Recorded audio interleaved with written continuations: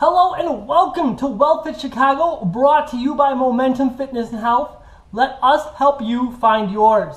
You have questions about health, fitness, and nutrition, and we have the answers.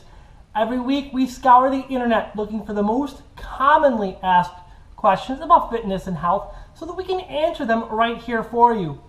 We are live streaming on our Facebook page. Hello, and hello to some of you new members. On our private page, as well as on our public page as well, Momentum Fitness and Health. You can also find helpful videos at findingyourmomentum.com. My name is Jason Venkis. I am award-winning, published, and certified personal trainer, health coach, and fitness nutrition specialist. And I thank you for joining me today. So, less than a week ago, Tom Brady threw for 466 yards with 2 touchdowns, ran for 15 yards, and was sacked by some of the biggest and strongest players in football 5 times. In fact, over the entire season, 12 games, his season was shortened, and you might know why, but he threw for almost 3,500 yards and was sacked 15 times. And he won the Super Bowl, all at the age of 39. He'll be 40 this fall. Yes, he had a good team around him, and that does help. And I'm not here to talk about his character or as to whether or not he cheated a couple years ago and all that stuff. As an athlete, his numbers are amazing due to his physical ability and at his age. So, how does he do it? Well, we're going to take a look and see what he does and how you can apply that to your life so that you can stay on top of your game as well. Now to start, Tom Brady eats ultra clean, maybe even a bit too clean. And his daily lifestyle when it comes to diet consists of organic produce, whole grains, and lean meats. Even his ice cream is made of vegetables. Basically, he eats nothing processed, or at least minimally processed when it comes to the meat that he chooses.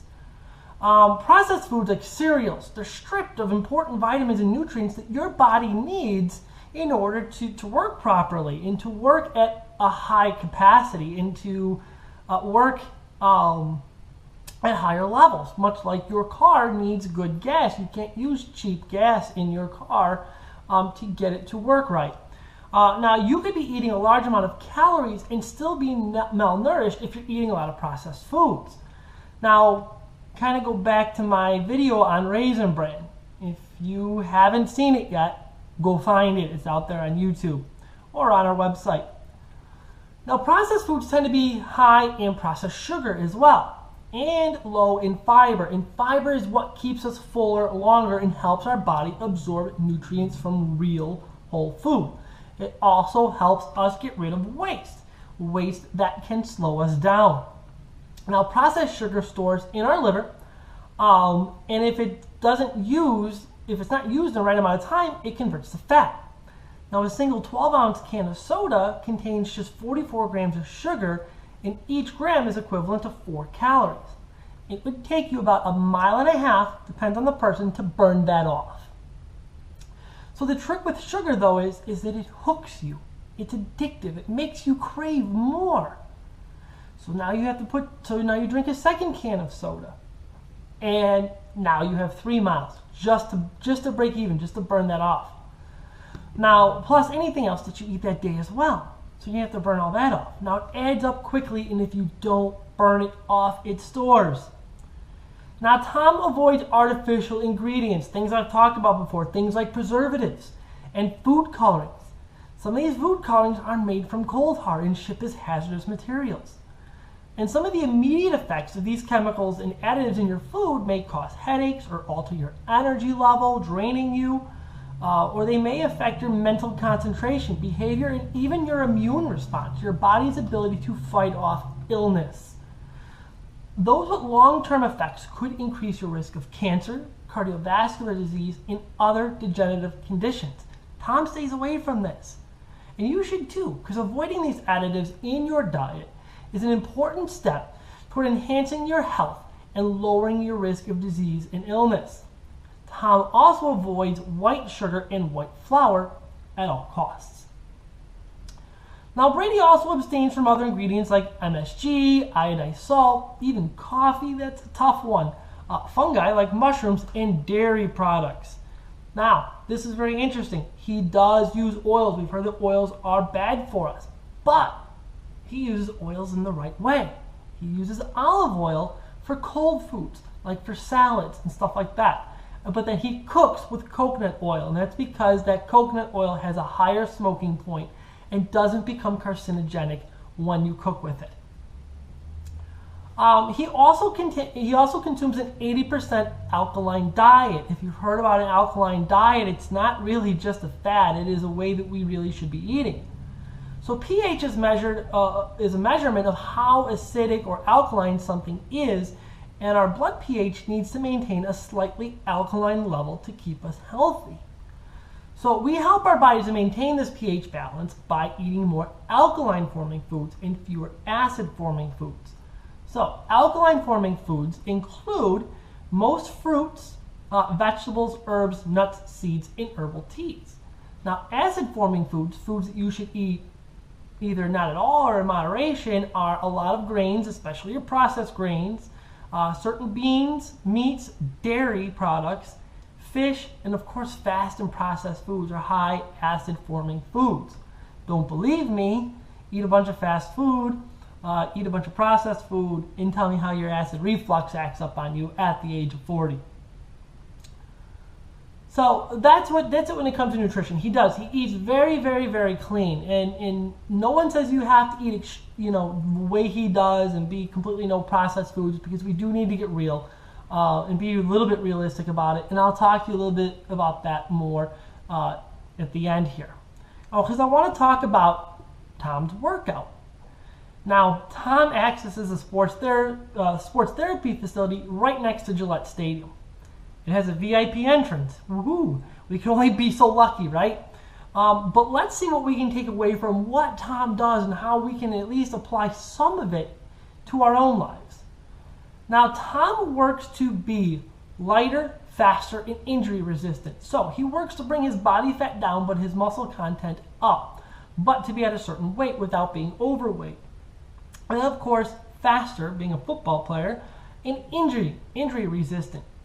He has actually only suffered one injury in the last 12 years that has put him on the sideline. He's had little minor scrapes and stuff that he's been able to play through, but only one ACL tear back in 2008 that that actually sidelined him. Tom actually feels like he can play till he's 45, maybe even 48. And from what I gather, Giselle is not real happy with that. But he feels like he can play that long, and it's because he takes care of himself. In addition to the eating healthy, Tom works out daily, even in the off season. He spends time with his family, naps, and then he works out again. So yes, he does have that kind of time. But it's not just about working out every day, because honestly, working out every day is not that hard if you stay injury free, right? But it's about how Tom does it. Tom, in a sense, micromanages his entire regimen. Treatment, workouts, food, recovery, practice for him, and then a rest. They're all important parts of his regimen, his workout routine. And they all play a major role and should play a major role in your workout routine as well. Now, any minor injuries, he treats them. He treats them right away. He doesn't let them go. He doesn't work out harder on that side or whatever. He treats them. He also practices prevention. One of those being the use of a chiropractor as well as physical therapy. So his workouts are designed for his lifestyle, the lifestyle of a football player. Much like your workouts should be designed for your lifestyle and for your activities. Now, he has a trainer. He actually calls himself a body coach because he goes more into just personal training, but showed him that he was lifting weights in a way that was making his forearms extremely tight, and that was affecting the way he was throwing the ball. So it shortened those muscles, and it made it very, very difficult. So they worked on a way to lengthen those muscles, make those muscles more flexible, and be able to help him throw better, especially at long distances. So if your lifestyle or job has you sitting all day, there are specific things you need to do in your workout in order to keep you from getting injured and keep your hips healthy and keep your whole body healthy. And if you've been following me for a while now, you should know what that is. And if you don't, again, go to my YouTube channel, on our Facebook page. So food. We covered that already. Tom Brady doesn't even really drink that often. He has alcohol on occasion because he doesn't want to put things in his body that are going to affect his performance. One interesting fact is that a heavy night of drinking, if you only drink once a month and it's heavy drinking, it can take 2 to 3 weeks for your body to fully recover from that, to get rid of the toxins, to get rid of that blah feeling. Recovery. This is important. You must allow your body to recover from heavy bouts of anything. Pushing your body when it's tired can only lead to injury, tissue breakdown, or even severe muscle failure. So take time to rest and recover. And remember that rest and recovery are different things. Sometimes recovery is even just a light workout designed to address muscle imbalances or soreness.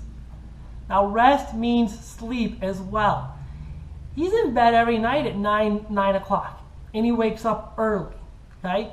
Now, research does suggest that sleep is incredibly important to athletes, and in a 2011 Stanford study, found that basketball players shot 9% better from the free throw line and ran significantly faster when they got a full night's sleep, okay? Now, I know we all have kids, so full night's sleep isn't always an option. Back to those naps where nap where you can. And practice. Tom practices all the time. This may not apply to us if we don't play sports every day, but Tom takes every rep in practice if he is healthy, which stinks for players like Jimmy Garoppolo, who doesn't get any reps under center, and they want to, teams are interested in him. Our Bears are interested in him. But how much playing time is he getting? How many reps is he getting? Anyway, Tom practices, because he knows that he needs to be sharp. He needs to expect anything. And there are many other football-specific things that Tom does to get himself in shape and the best at his sport. So again, he practices so that he can just expect just about anything. Tom Brady also prepares mentally. We need to prepare ourselves mentally for our lives, for the things that we're going to do. He's not just calm, but he handles most situations with mental toughness and calculation. He knows the situation, right? Now, inside that facility, that training facility I mentioned, they actually have a brain fitness room. So imagine that, a brain fitness room. And this is a quote from Tom himself. "The body is a whole system, and that includes the brain. I'm lucky I haven't had many concussions." Making a joke, he says, maybe one I can remember. "I'm training for if that happens. I'm building resiliency and staying sharp. I feel like that's really where my edge is that mental toughness, that mental ability to get himself to get up every day and put him through these regimens."